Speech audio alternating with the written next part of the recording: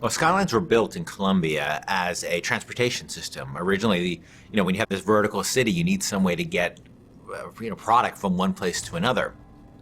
But what started happening along the way is, first this was kids, because it's always kids, right? Started figuring out a way to get these sky hooks that they could connect to the lines and sort of get from one place to the city and do these acrobatic feats on them.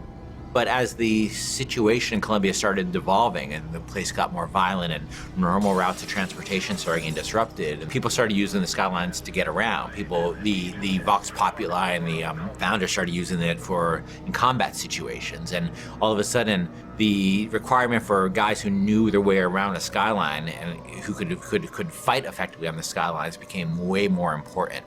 And by the time Booker gets to Colombia, the Skylines have a broad range of usage, and you'll see in the demo, cargo being moved around on those things. That creates even a more hazardous situation.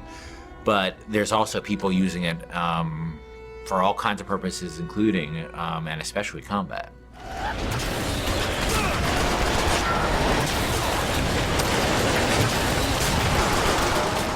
One of my big frustrations in working on Bioshock 1 is we had the ocean, but it was really just a piece of art. We never really dealt with, what it was like to fight at the bottom of the ocean in any meaningful way. And in Infinite, we wanted you to be in the sky. We wanted the visuals, obviously, that, which I think are really great. But we also wanted vertical combat.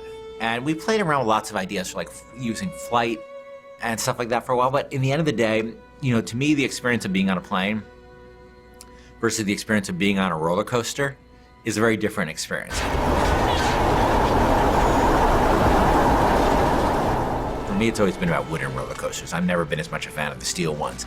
And that sort of clackety-clack feeling of, that going up to the top of a hill and then going over, and that amazing feeling you have. And I really want to put that in a game. I want to get that feeling in a game. And then, of course, being a video game, I want to enhance that with combat. I want to be on one of those old wooden roller coasters that's stacked upon another wooden roller coaster in this city and jumping from one to the other with weapons, with people shooting at me. I just wanted to get that feeling. And this isn't a monorail. This isn't a people mover. This is something that is incredibly vertical. It's incredibly open-ended. And that's what Bioshock games are about. They're about giving the player a ton of tools and a ton of options and just letting them go to town. The skyline! Follow me!